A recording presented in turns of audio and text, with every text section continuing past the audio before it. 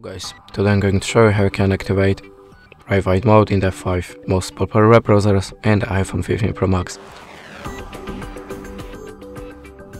So the first one, Chrome.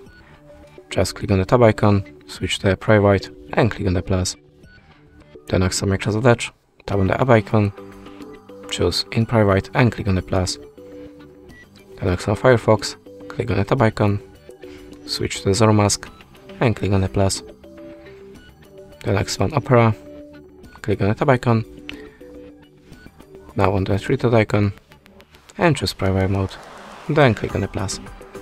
The last one, Safari. Click on the tab icon, switch to private, click on the continue and on the plus. This is how it works. Thanks for watching, leave us a like, recommend and goodbye.